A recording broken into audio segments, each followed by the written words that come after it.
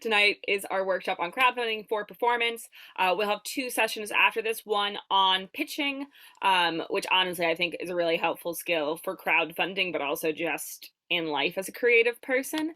And then a final one on the secrets to success, which will kind of be kind of a Q&A, but what I kind of some tips that don't get shared in this session, but then also I want to tailor it to what people want. And yes, the recording will be available. I'll make sure it gets sent out to you from Volts. But great. Unless there are any other questions, I'll get started. So I am the head of community at Greenlit, greenlit.com. It's a crowdfunding company that is British-based, and it's built by and for creatives. We only deal with creative projects, so no gadgets, we've got some creative charities, but no, pure charity projects. We really are focused on audiences, not audiences, not buyers. We are a fairly new company. We've only been around since 2019, but we've had really great success. We started out in film, but at the beginning of this year, we expanded it into theater and music. We've had a lot of successful theater campaigns this year, which has been really great. And we're very excited to be doing this, pairing up with Vault, because I know it's one of my favorite festivals. I'm a theater maker myself. Here's a little picture of me. I wasn't actually performing there. I was at the Great Gatsby immersive show back in 2019, but it gives the effect. So I'm a theater maker. I have my own company myself, so I know what you're all going through. I've crowdfunded theater projects before as well, and I've also done some work with Stage Directors UK's Resilience Project about the future of theater, and some of my research from that is borrowed from this presentation, because the future will need crowdfunding, shockingly enough. My email, I think, is in this presentation like 3 times, but if you do have any questions, you can always email me at grace@greenlit.com.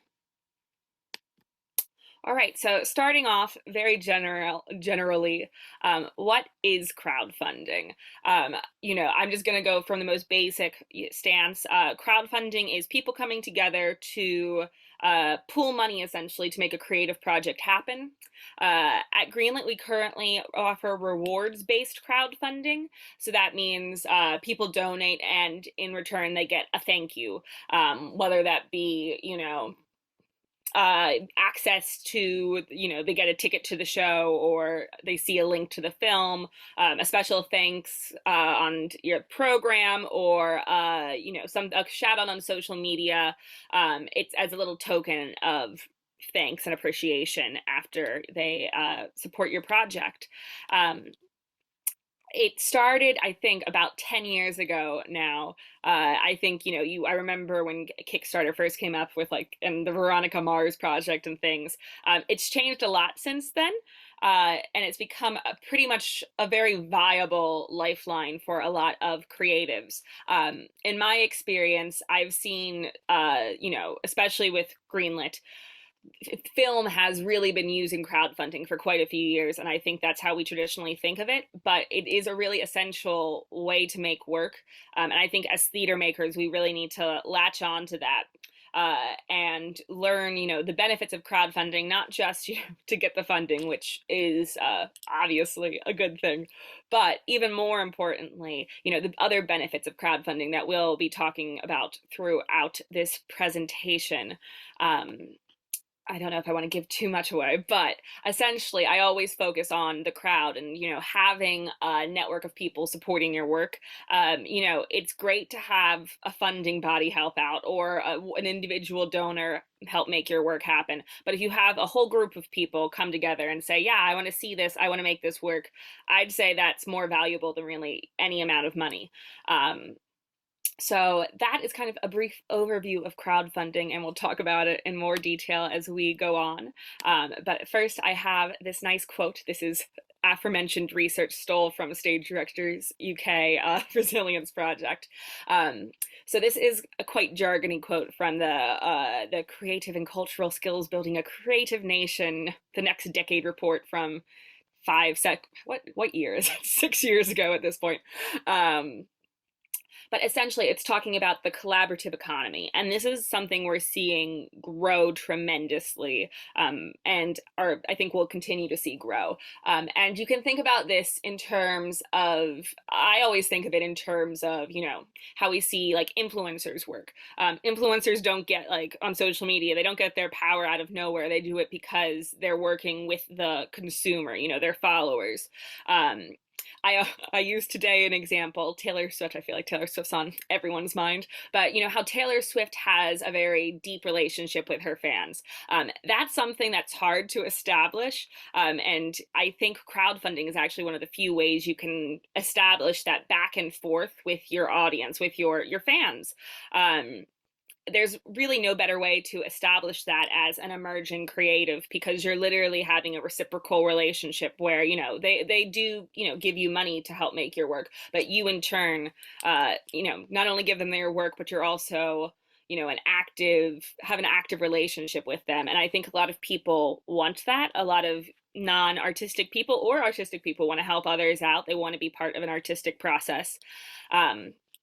And obviously you as a creative also benefit because obviously you get the funding, but also you have someone who's going to support you and be there for your work. And so I think that this kind of collaborative economy where it isn't just, all right, I'm an artist, I'm putting it out there in the world, hopefully someone likes it. That's great and all, but when you have that collaborative economy, you're in tune with what your audience, what your fans want. That doesn't mean that you have to cater to their every need, but it's kind of liberating, because it's not just, okay, I'm tailoring this to what I think this funding body wants or to what this investor might want. It's thinking, okay, I want to think about what people want to see. And I think, even as theater makers, we might not always be commercially minded, but it's something always important to keep in mind that you have an audience to sell to from the very beginning of this process. And that essentially is what crowdfunding is. It's selling your idea before you even enter production. Great. So I mentioned the benefits of crowdfunding a little bit earlier. But here are some of my reasons why you should crowdfund. I think crowdfunding is a really great tool, and at Greenlit, we're really passionate about that fact that any project can benefit from crowdfunding. It doesn't have to be, the whole budget is crowdfunded, but even if you do a small portion of your budget, you can kind of get the benefits of crowdfunding without, necessarily if you're putting on $1 million show or £1 million show. Sorry, my American is showing. You might not want to do the whole thing crowdfunded. That it's possible, but it will be a lot of work. But if you did 20,000 pounds, or a small portion of about 10% of your budget crowdfunded, you get these benefits that you see here on screen that I'm about to talk about. You get those benefits without having to hustle for that large amount. But so I think one of the main benefits of crowdfunding, and I'll probably be repeating this, is the crowd aspect. You get to really find, engage, and solidify your audience. A lot of people ask me when I have my introductory meetings, as I probably should have said earlier. So my role at Greenlit is talking to all of the creatives who come through every single project on Greenlit. We talk to, we strategize with, and we figure out how can we make their campaign a success. So that's my job. So I talk to creatives every day. That's basically my job. The thing that people often ask me is, how do I move beyond my friends and family?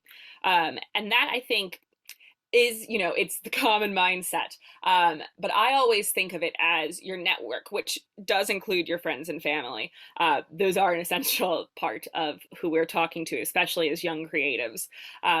But more than that, it's, people that you've met at an event, or people you've worked with in the past, or people you look up to and admire and have maybe had a conversation with.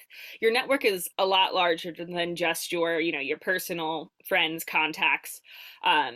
Crowdfunding is great because it gets you to get in touch, have a reason to get in touch with these people who are in your larger circle of professional contacts or just your larger network, and tell them about something you're passionate about. And it helps spread what you're passionate about to more people. So hopefully at the end of a crowdfunding campaign, you'll have a larger network than you did at the beginning of a campaign. And not just you, but your project will have an audience. I think as a theater maker, one of the biggest stresses in our lives is, will I have butts in theater seats? Um, and this way, if you are crowdfund, you're essentially, in a way, pre-selling tickets. You're getting people invested in wanting to see something before you even begin. And you'll get people attached to not just the project, but to yourself. We have people who are, serial crowdfunders every year or so. Um, they come in, they they do a new campaign and they have new people come each time, but they also have some of the same people come each time because they liked what they've done. They've treated them well as a backer, they've kept in contact, and they've delivered on what they've promised, and so they're able to crowdfund again and again, which I think a lot of people, they think it's kind of a one and done, I've exhausted all my contacts. If you treat your contacts well and you treat your network well, the people who've backed you, that won't be the case. It's all about, however, you want to suss out, like, okay, if this person seemed a little reluctant last time, maybe you don't approach them again. But if this person was really enthusiastic about what you did, you've had conversations with them in between, yeah, you can reach out again. They probably will want you to. They want to see more of your work because they enjoyed it the first time. Then I think one of probably the most appealing aspect of crowdfunding to a lot of the creatives I've talked to is the idea that you get funding on your own terms. So you don't have to, submit to a funding body or, work with an investor or a sponsor, which I know I've gotten a lot of advice to find a sponsor by lecturers, which I feel like finding a sponsorship isn't all that easy. But, if you do, you have to reflect a product in the right, in the right way. There are demands on you. When you crowdfund, you are somewhat beholden to your backers in terms of, fulfilling your obligations and what you've sold to them. You don't want to have sold them, I don't know, like a psychological horror 10-minute play. I don't know what I'm thinking of film here, but you don't want to sell them a musical and deliver like an introspective Beckett piece, right? You want to, in some ways, uphold your duty to them, but at the same time, that you don't have someone looking over your shoulder being like, oh, I don't know if I like that, maybe we can change that. And then alternatively, if you are interested in using those, an investor or a funding body, it's actually really essential often to have some seed money, that first bit of money is the hardest bit of money to get. And a lot of people do want match funding. So crowdfunding is a great way to supplement your budget if you've already gotten funding from somewhere else. And then furthermore, it is, I think, something really great for professional development, because I think as artists, as theater makers, a lot of our training hasn't been in entrepreneurial skills. And this is actually something that also came up a lot in the future of theater research with SDUK. One of the key skills that artists are going to need, you're not going to just be able to be, unfortunately, a tortured artist alone in your room just churning out amazing masterpieces, because those masterpieces aren't going to get seen. You kind of nowadays do need to market your own work. You need to know how to get it done yourself. And not only does crowdfunding allow you to do it yourself, which is great, it also allows you to kind of learn the skills that you'll need further down your career, maybe when you are pitching to an investor or, a director who you want to assist, or a theater who you want to put on your show. Crowdfunding is essentially just pitching and pitching and pitching and pitching to many, many, many different people, and each time is a lesson for you. Yeah, figure out, oh, when I said that, they seemed to respond to that, and ooh, they kind of drifted off when I, was talking about this part of the show. You're able to each time learn from it, and by the end of a crowdfunding campaign, you've basically gone through pitching, networking boot camp. I think that's probably one of the most valuable skills, and it forces you to put yourself out there, which I think, not to be American on you, but I think that is something in British culture, that there is a reticence to put yourself out there in that way, which is normal. I feel that too, despite being a loud American. And I think, it kind of pushes you off into the deep end to allow you to, okay, I need to ask for what I want. I need to be passionate about what I want, and I need to convince others to join me in my journey. And again, some people joined, I think, between the last slide and this. If anyone has any questions at any point, I think, can I see the chat? You see, I'm always bad when I'm sharing my screen. Well, either just unmute yourself, or if someone wants to alert me if something's in the chat, because I don't know if I can see it, let me know, or just unmute yourself and talk. I'm happy, again, to hear any questions. Oh, and also a little stay tuned. We are developing a specific workshop on match funding, specifically for Arts Council. So where we help you with the crowdfunding campaign, as well as, helping you with your Arts Council application, because I know a lot of people have questions about that, and Arts Council applications are stressful, and everyone kind of wants to hold on to their secrets. So stay tuned to that, because I do think, I know the Arts Council was kind of lenient on match funding during the pandemic, or I know we're still in the pandemic, but in 2020. But now it's probably more back on the table. So crowdfunding is a really great option to get that match funding. All right, so now I'm going to tackle some common crowdfunding misconceptions. Text sideways, very fancy. So these are a lot of things that I get told, or people say that they think when I first meet them about crowdfunding their project. Probably the most damaging misconception is that you need a large, rich network to crowdfund. That's kind of the antithesis of why we founded Greenlit, or why our CEO founded Greenlit, and why we're really passionate about crowdfunding. I think the industry has made great strides in the past 10 years, but I think marginalized voices still really need to be heard, and oftentimes aren't granted the same space as more established people. The great thing about crowdfunding is it is truly democratic, as long as you have enough people interested in your idea and willing to talk and willing to help you out.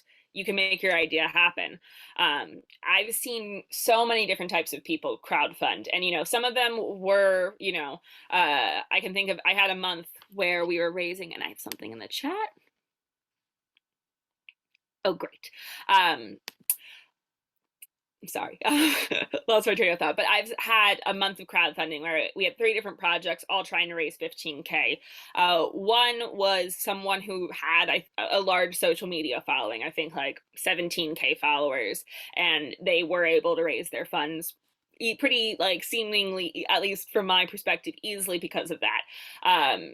We had one person that had like a known name in their cast, and they also, they actually were having a bit of a hard time, and then the known name tweeted out about the project saying, hey, I'm looking forward to being in this, and then they hit their target. So I'm not saying it's not easier when you have like those kind of connections built in, but that being said, one of our most successful campaigns, and our campaigns with the most backers ever. It is our campaign, not one of them, the campaign with the most backers ever.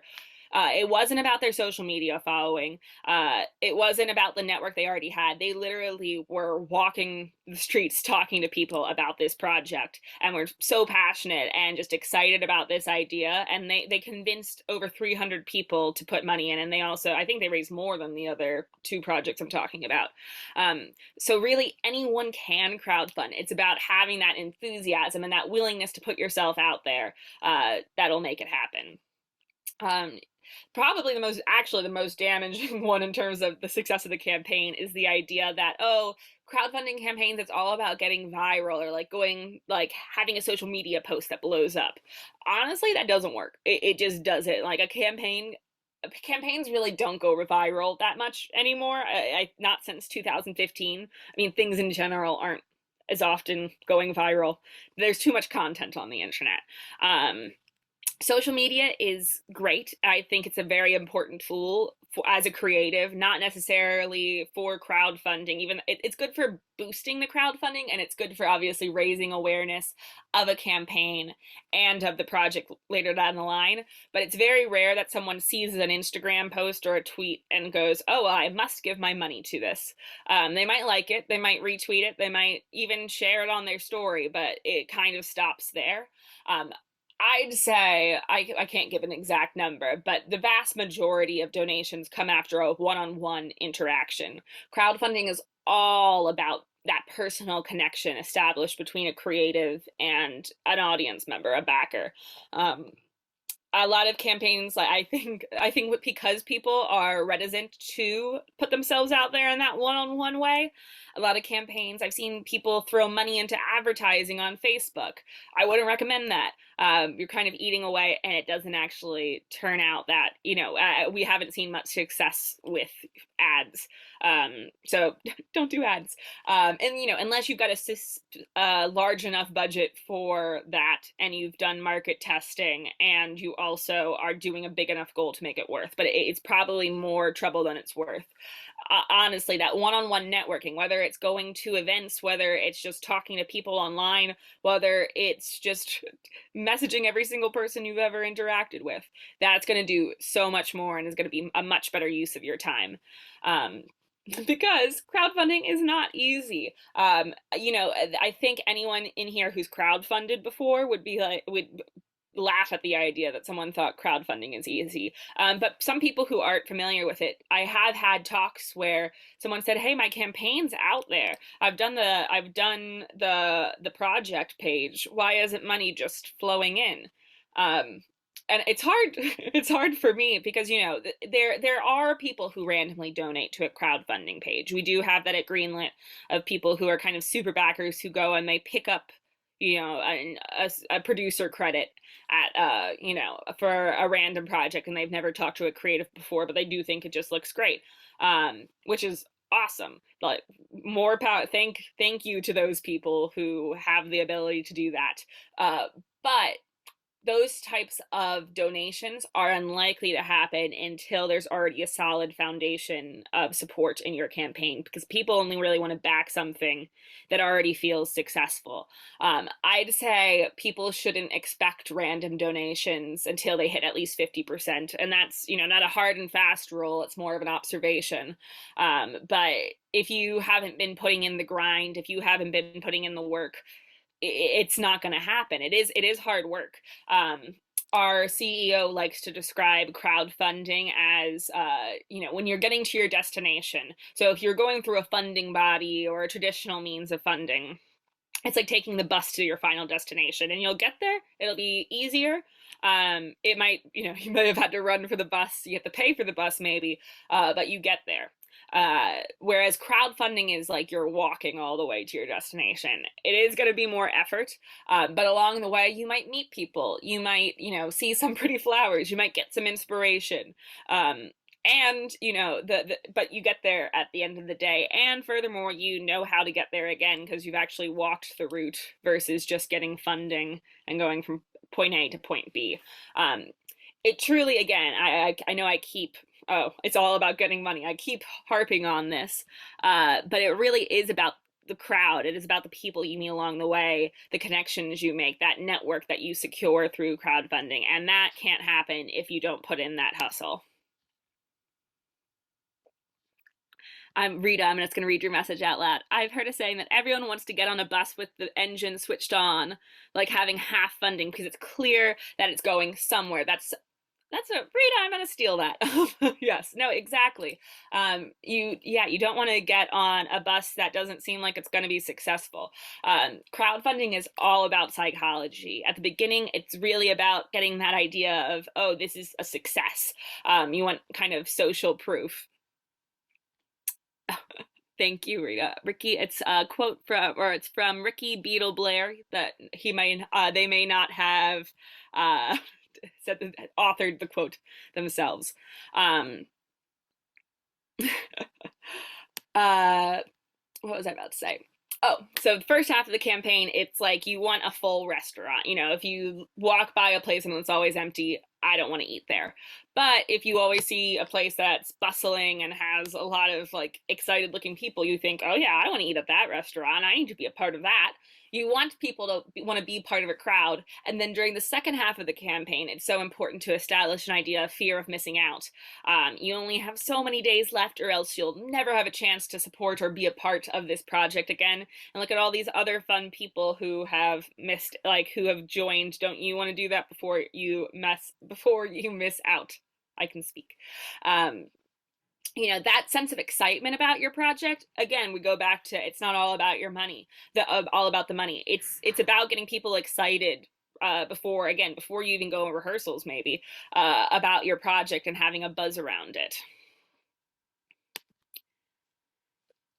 And now we have some crowdfunding benefits that are specific to performance.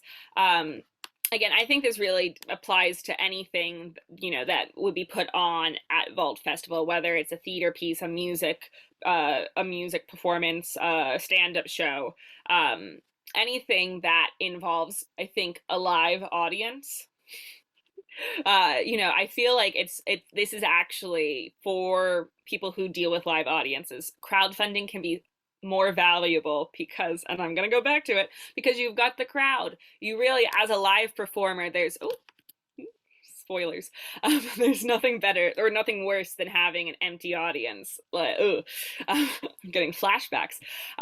You want those butts in the seats. I said it right there. So it's so valuable to ensure that there are people who are on board with you from the beginning and really getting that support really early on. So here are some benefits that I've seen people use. So you can use your audience as kind of a creative tool. We had one project, now this was for a theater piece, but it was a digital piece, 2020, where they part of their funding was getting one of their awards for their project in the early stages was beta tickets, because it was like a digital interactive, almost like a video game.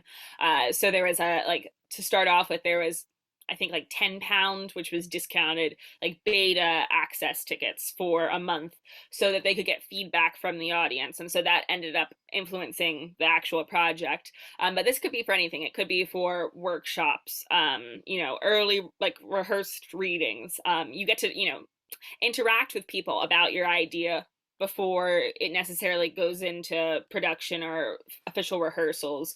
And you get to learn, it's kind of the most valuable thing to actually have audience interaction before you get into the official rehearsal room, because you know what to kind of expect. It's like, when you first get on, do a show for the first time, and you don't know when the laughs will be. I'm not saying you'll know all the laughs will be with crowdfunding, but you'll at least have an idea of what people might expect or what they might think, which I think as a performer and as a director and as a theater maker is invaluable.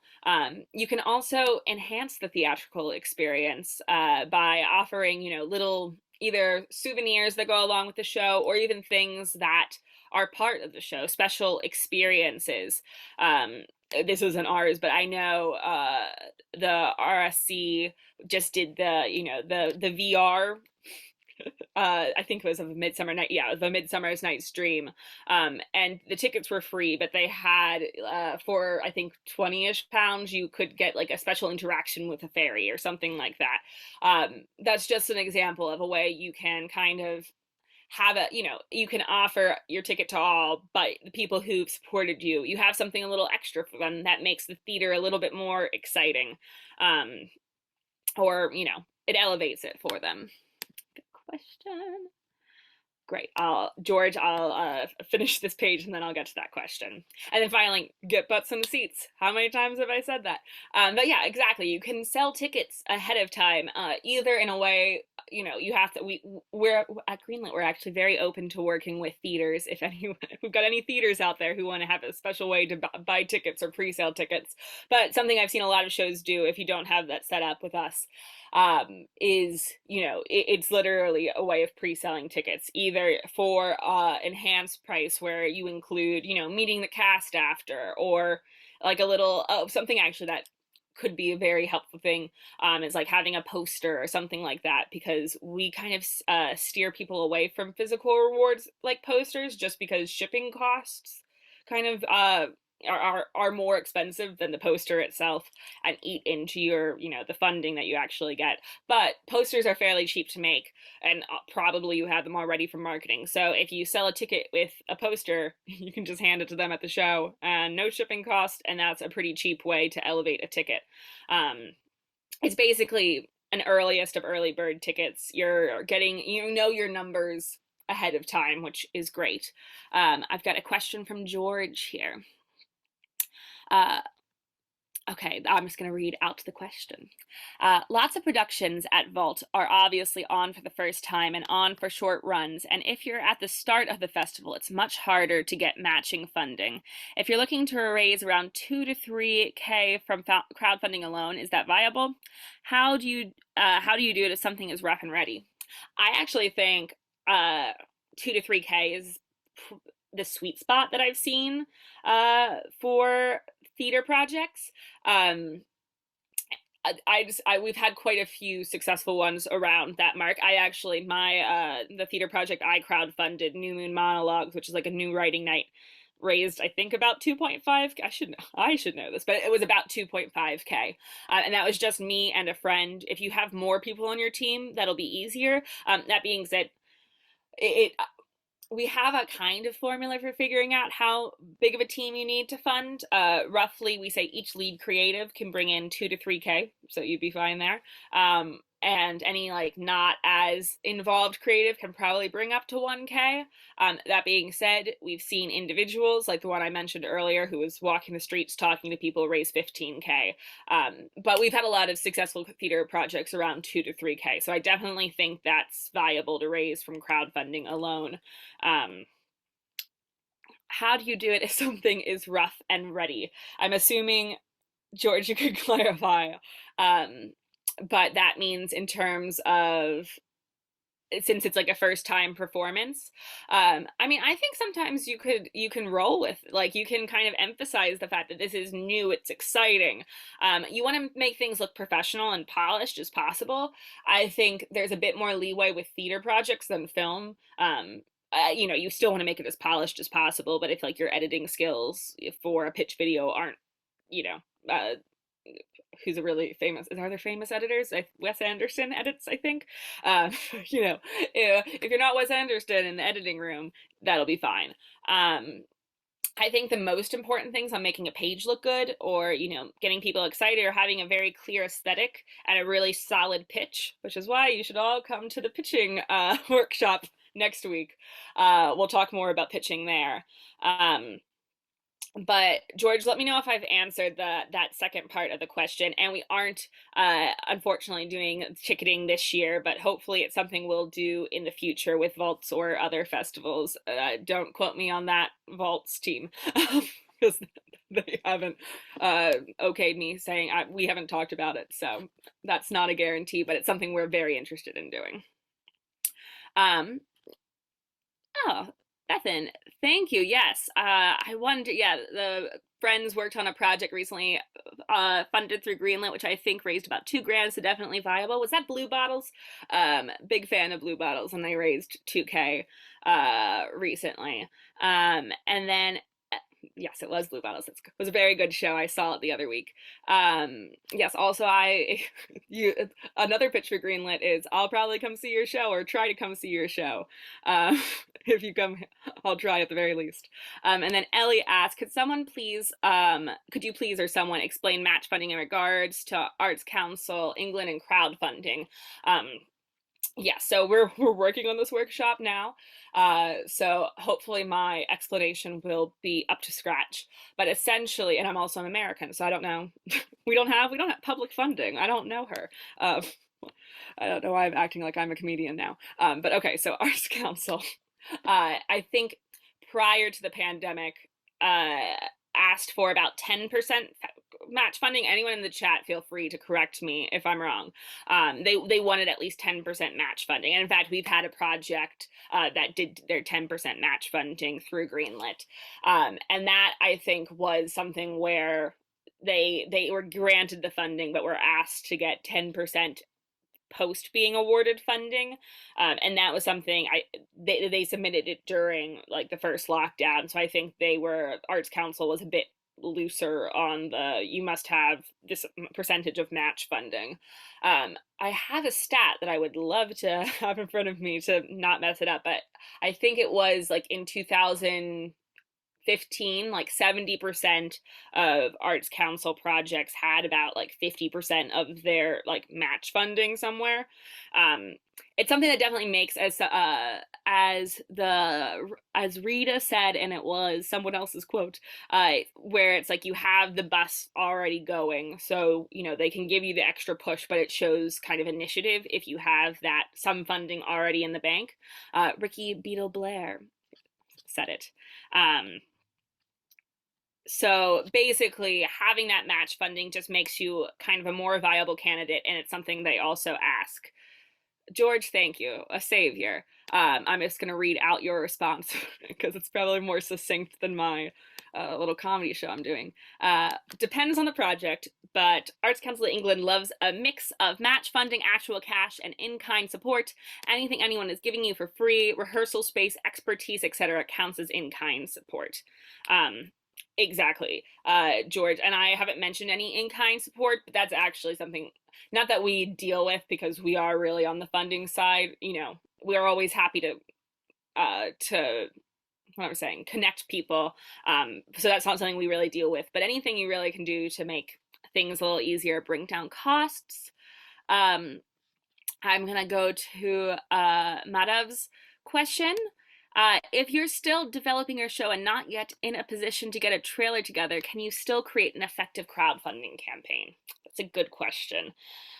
We do really recommend having a pitch video. That's not a trailer necessarily. And in fact, I'd say, for instance, like my when I was doing a crowdfunding for New Moon Monologues, our pitch video was filmed on Zoom, and it was me and my my creative partner talking to the camera, and I edited it all together on my free editing software. And I say it was stunning, brilliant. Not no, it's not winning any awards soon, but it just told you a bit about the project, why we wanted to make it. That's the very important one, and why you should support us. So it doesn't have to be like a slickly cut trailer full of images from the show. Honestly, for a theater project, again, it doesn't have to be technical wizardry. Having a few, you know, like images of what the vibe is, what you can expect, great. Visuals in general are a nice thing to break things up. But it doesn't have to be like a polished professional trailer. I would recommend, honestly, having one for a crowdfunding campaign. And again, it can be a bit rough and ready. But the more professional it looks, the more polished it looks, and most importantly, make sure the sound quality is good. That's like the number one, because people can forgive bad image, but like they will not forgive bad sound. But it doesn't have to be fancy, but I would recommend having a pitch video, but you don't need a trailer. All right, and then we're moving down. How does the collaboration with Greenlit work? Do we pitch to the company and you decide whether it's a project you want to support? Additionally, is there a commission that Greenlit takes? Jermaine, great question. So the collaboration with Greenlit works. We are a selective crowdfunding platform, which means we don't take on every single project. That being said, if you're going to vaults, I mean, unless you're trying to raise, let's say, I want to raise 100,000 for my first show, and I've never crowdfunded before, then I won't necessarily say no. I'd say, let's see what we can do there to kind of adjust it to make it more realistic. But in general, you're in. You know, especially at the, you know, I'd say anywhere up to 20K is where I'd probably put the cutoff for first time crowdfunders. And you know, 10 to 20K is a lot. It's hard. It's doable though. And then there is a commission that we take. We take 5%, a flat fee, and then it's roughly 1.5-ish for the card processing. It varies a little. The math is a bit more complicated than that, but for simplicity's sake, if you're doing calculations, I just say 1.5. That is, I will say, it's in later, but that is actually ends up being less than many of our competitors. Kind of the industry standard is 5%, but they're the other two big guys, Indiegogo and Kickstarter, also because they're not British-based, they take an extra fee for like withdrawal, and it ends up. I've just talked to some creatives who say you end up losing a lot more than they advertise. So that's all the commission that we take. Great, great, great.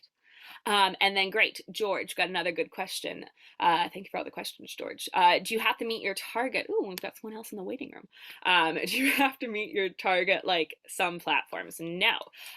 Or that's actually not strictly no, but what we do is we offer two models of crowdfunding. No, George, I like your questions. Questions are great. So we offer two models. One is the all or nothing, which is popularized by Kickstarter. And I think a lot of people, when they hear crowdfunding, they still think of all or nothing, which means if you don't hit your target, you don't get any of the money. The downsides of that are right in the title. If you don't get it all, you don't get it. And then there's flexible funding, which is what Indiegogo came out with in 2012-ish. I'm not sure the actual dates. Not a crowdfunding historian yet. But so all flexible funding is just that you get whatever you make. You know, the benefits of flexible funding are obvious. You don't have a panic attack, or which, you know, could happen. But I will say with all or nothing, we've never had an all or nothing campaign fail. So that's a pretty good, you know, a signal of its success. If you feel at all, you know, I think there is a bit of correlation versus causation there, because if you feel confident enough for an all or nothing campaign, you'll probably have the chutzpah to run a successful crowdfunding campaign. You're confident you're going to succeed, and also you've got a little bit more of a fire under your butt to make sure it happens, because otherwise you lose all your money. So there are definite benefits for an all or nothing campaign. I think in your heart as a creative, you know, if you can be the type of person to do an all or nothing campaign, and I very much respect those who can and do. And again, they've all succeeded, so they're doing something right. This Netta, this is a great question. If I offer tickets to my show as part of the rewards, do I book tickets for supporters or give them a special code as a discount after they supported, or just wondering how it works? I think you'd have to set up, if it was a discount code, you'd have to set it up with the theater, which again, we're very open at doing. Talk to your theaters. But what we've done in the past is just like you get the ticket and you buy it for them. So very simple, very analog way to do it. And then a question from Lauren. If our target network for contributors are also our target audience, surely we don't want the same people to effectively pay twice and come see our show if they pay towards our crowdfunding and then buy a ticket. Any advice on this? Lauren, that's a great question. What I would say is, you can do something like Netta and I were just virtually talking about, which is having tickets as part of the crowdfunding campaign. Now, of course, you know, if you add something special to it, like the poster that we were talking about, or something that upsells it, you'd still only get, you know, let's say the tickets are £15, and if you get a poster, add a poster to it, you sell the tickets for £25, you only get £10 of that. So that, you know, that does technically eat into your funding, although at least, you know, you got a ticket and so that some of that money is coming back to you. So that's kind of one way that's a workaround, or not a workaround to this, but one way that we can kind of foresee this. I'd also say, you know, you might not want to, if you're crowdfunding and you want your friend to see the show and you also want them, it might be hard, and they're, you know, a struggling student, you might not ask them for both things, and that's fine. I think it's important to reach out to people, you know, who aren't necessarily just like your close friends and family who are definitely going to buy tickets to your show. I've also seen, and this is kind of counterintuitive maybe, having people, a lot of campaigns have run through the show, so that like the end of the campaign is actually the closing night, and the people using the show to being like, hey, you like that, help us develop it further, or help us like take it on a tour, help us, etc., because there is a big spirit, I think, at events of people wanting to help and getting excited, and if they liked the show, which knock on wood, they did. Hopefully they'll want to, help you grow and develop more. I think it goes back to the idea of you can't retap crowdfunders after one campaign. I think the important thing is to just treat them well. So if they do back the campaign and you do want them to still buy a ticket, you just have to make sure to keep them really updated, make them excited to see the show, send them some rehearsal pics, tag them on social media, talk to them. It really, at the end of the day, I think people are, if they're able to give, they want to give. And again, that's why I use the example of, if your friend is struggling, don't necessarily ask them to give you all the money in the world. Pick your not battles, but you know what I mean. But if there are people who are in the position to give more, I think people are very open to, doing both. It is all about making sure you establish that relationship with them, and, figure out how to make them not just a backer, but a fan.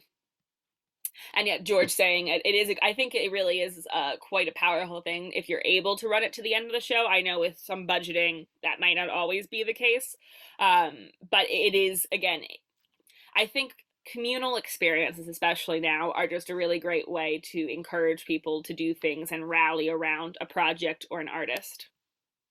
Good, I'm glad that was helpful, Lauren. But it's definitely, it is hard, but I think people are really willing to be generous, especially right now, towards the arts. Ooh, I'm gonna take a brief sip of my water. All right, the elements of success. We'll talk about these perhaps a bit more in detail in our third session about the secrets of success. But I'd say that the key things to think about are the team. In plain brass tacks, the more people you have on a crowdfunding team, the bigger your network's going to be, and therefore the more pockets you have access to. So that plain and simply, more people is better. That being said, I've seen teams of 7 not be able to raise 6K, and I've seen teams of 1 raise 15K. It's really important for your team to be enthusiastic as well as large, if it's large. And I think your gumption, your enthusiasm can make up for the lack of team members. That being said, having a team is nice simply for the companionship. Crowdfunding's hard, and you've got me. If you're at Greenlit, you will have a you'll have someone to bounce ideas off of. But from the simple day-to-day tasks of, oh, can you post this on social media? Or, oh, how did that approach work? Which you might not be emailing me all the time. I mean, I guess you could. But, those kind of everyday interactions. It's nice to have a team for that kind of companionship and also just delegation of tasks. So we do recommend, and especially if you're raising, over 20K for sure, over 15K really, I'd say you need, I feel like an individual raising more than 15K, I'm sure it can be done, but it's gonna be a lot of work. You better not be employed. So that's what I'd say about a team. It's possible to do it on your own, but I'd recommend having a few people join, or at least one other person. I've done all my crowdfunding with at least 1 or 2 other people, and it does help. Even if you are the lead creative who's, putting the page together and running things, it's just nice to have someone else there who you can check in with. The next most important thing for the crowdfunding campaign is the content, which is all about really pitching. Next week's workshop. But essentially crowdfunding is just pitching in a ton of different forms. So you've got the campaign page itself, you've got your social media, and you've got the messages and the verbal interactions talking to people face to face. All of these are essentially you pitching your project and your idea in different ways. I think the important things to think about, I won't give too much away on pitching, but is always the personal connection. People want to back up an individual. They don't just want to back an idea. I hear a lot of pitches every day. And some of them are fantastic. Like they tell me an idea and I'm like, oh, I am on board. I'm buying your ticket. I'm seeing this. And that sometimes just the idea is really great. I've had just a title of a show and I say, okay, I'm seeing that. But I've also seen quite a few, I wouldn't say bad, but long-winded is probably the best way to put it, pitches. The long-winded pitches are the hardest ones to I think that's probably the worst sin you can commit in a pitch, is it being far too long and very synopsis heavy. Um, Again, we'll get into that more next time, but when you're thinking about your crowdfunding campaign, I always think you want to think about all these different stories that you're telling and keeping them all in view, but also tailoring them to each specific audience. So for instance, the you would have some information on your campaign page and different information on your social media. So you might have like like a casting announcement on your social media page, um, but you know, the director's statement on the campaign page, and then in your, you know, in your message to people, it might just be like a 2 line like elevator pitch. All of these things should contribute to the big picture. They should all be complementary, like a triangle with the angles with an e, not complementary but complementary, but to that big picture. And but it should still be consistent. You're all working towards the same thing. And then we've got the approach. You should always, I think the worst thing you can do in a crowdfunding campaign is be a jerk. No, I mean, essentially, yes, though. You never want to come off as needy, because no one wants to help out a project that feels like, oh, it's a charity case. You don't want to come off. I think a lot of people think of crowdfunding as asking for charity, which, you know, it is asking for money at the end of the day, but it isn't a charity. It's asking someone to become a part of a cool, something exciting, something that they wouldn't get to experience otherwise. You want to sell them on the excitement, on the idea, not on the need of you. Because people, yeah, that turns people off. And then also, don't be entitled. Like, yeah, no, that's, you know, no one owes you anything. No one owes you giving you their money. Remember that this is their hard-earned money and they are entrusting it with you. So be nice to them, treat them well, and again, that'll get them coming back again and again. And this also goes for your team. You don't want to treat your team badly. That's the project I was thinking of that had like a larger team but didn't raise all that much.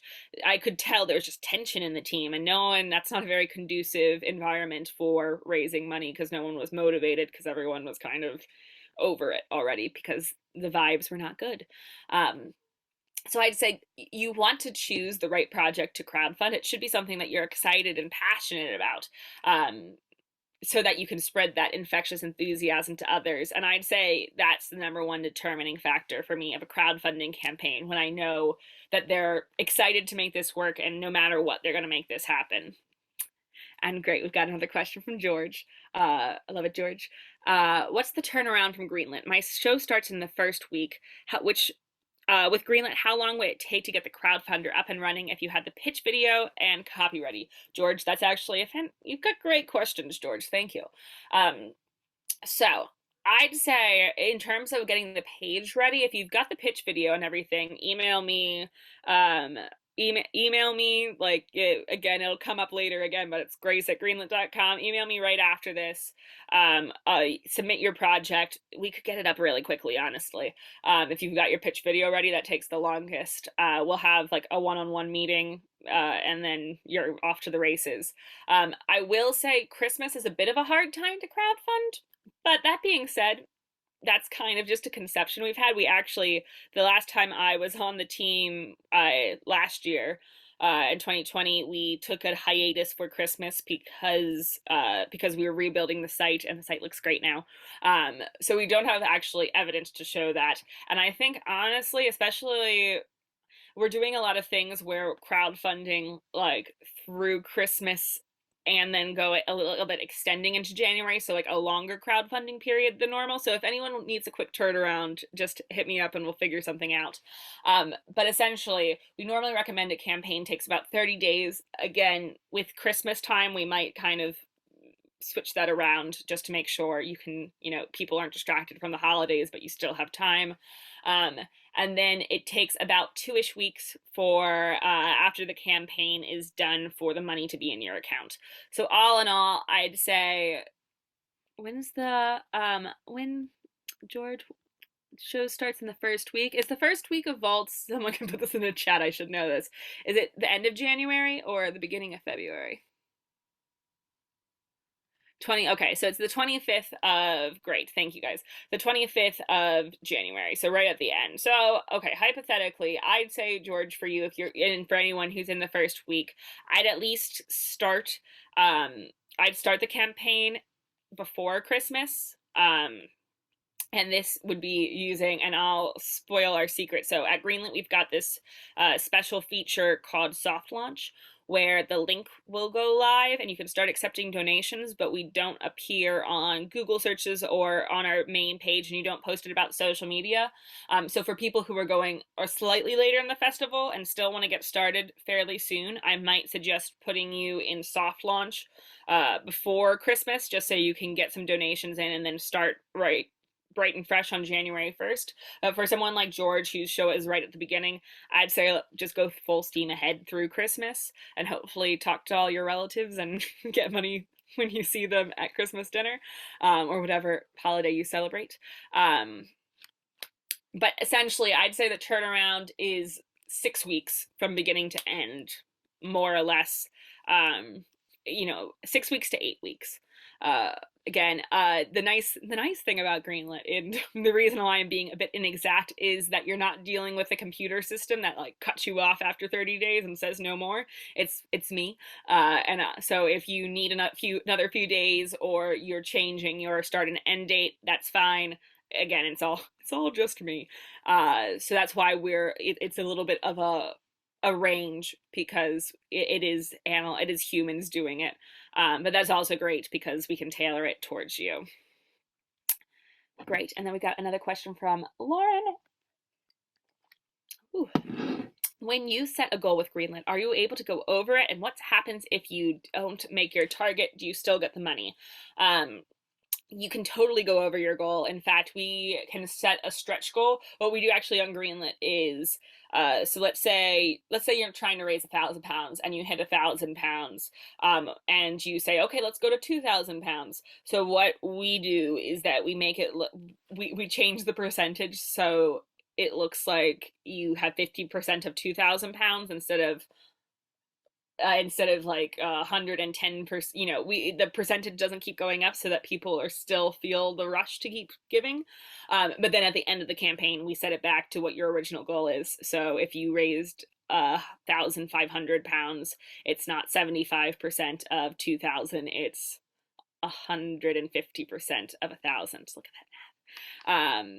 And then yes, if you don't make your target, we do have those two models, all or nothing, where you have to make it, you have to get all or it's nothing, and we have flexible funding where you get to keep whatever you make. All or nothing is stressful, but we've never had a project fail with it. What things do you need to include in a pitch video? Great question.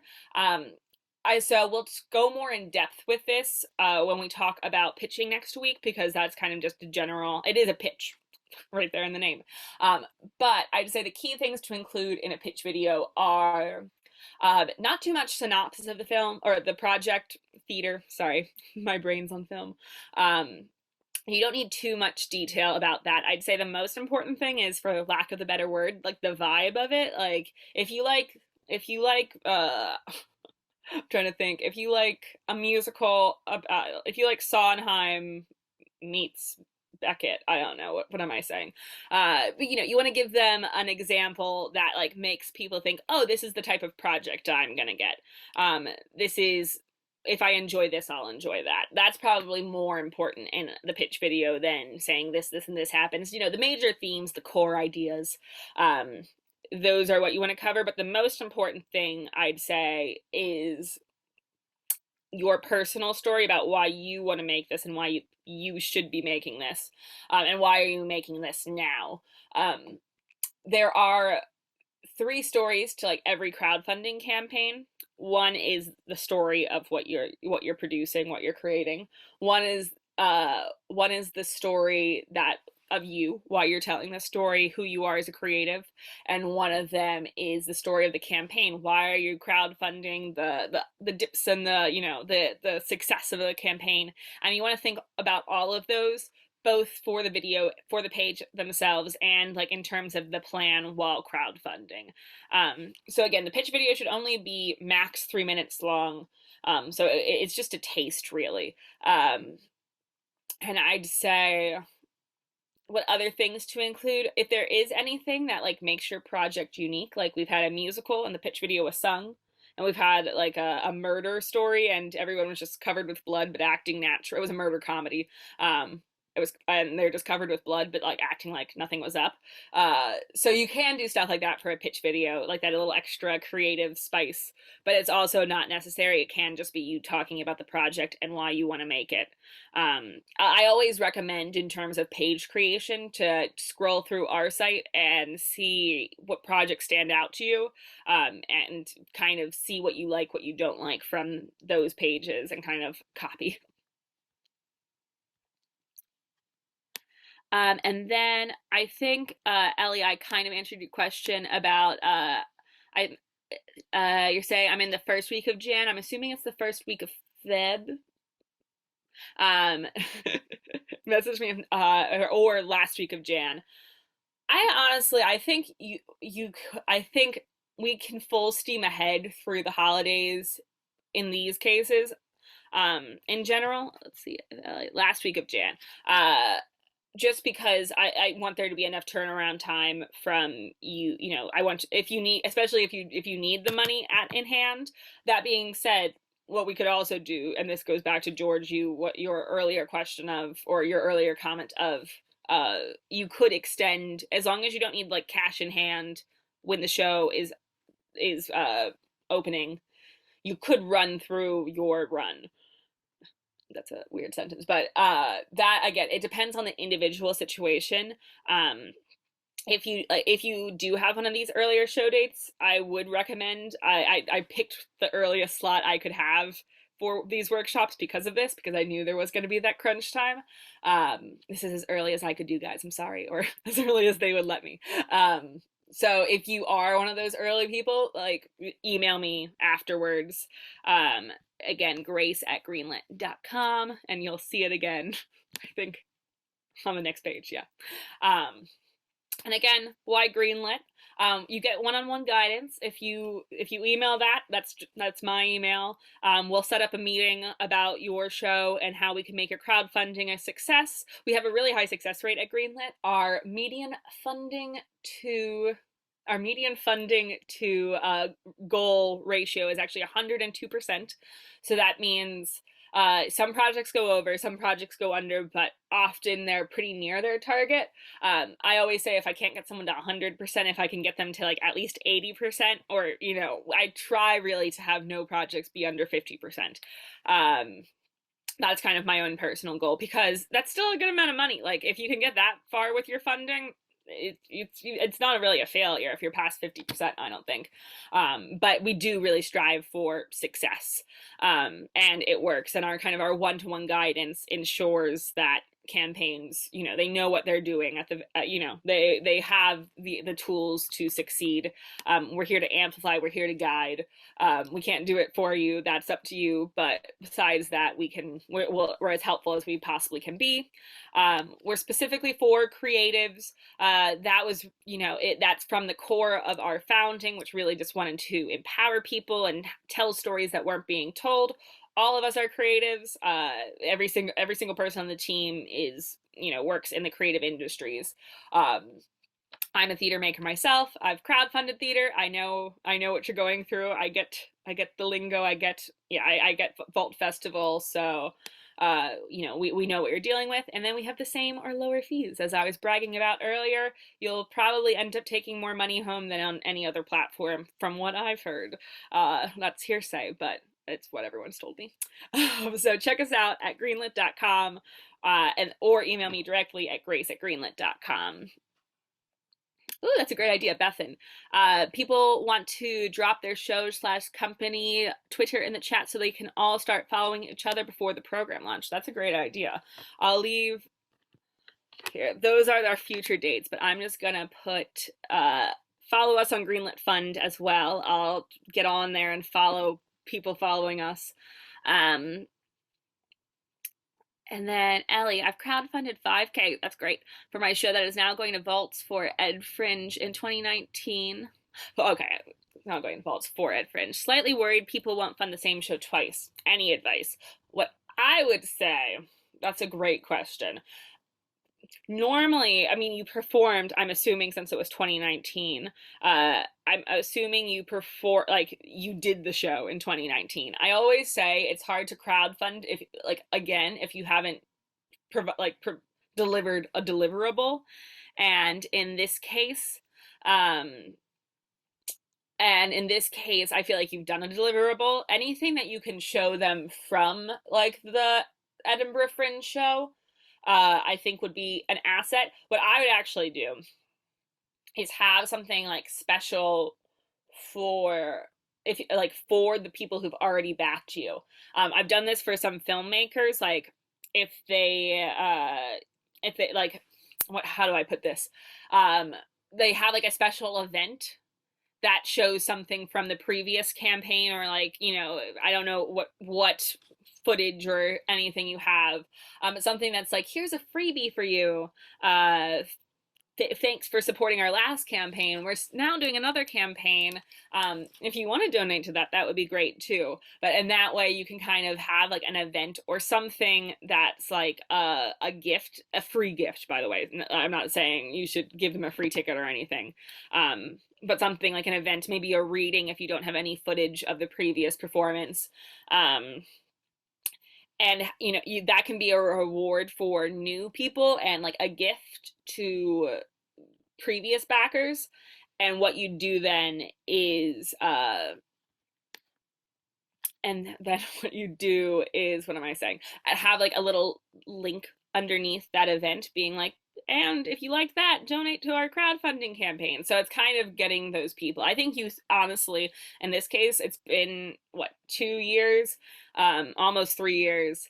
And also, we've been through a pandemic. Between then and now, I think people will be understandable.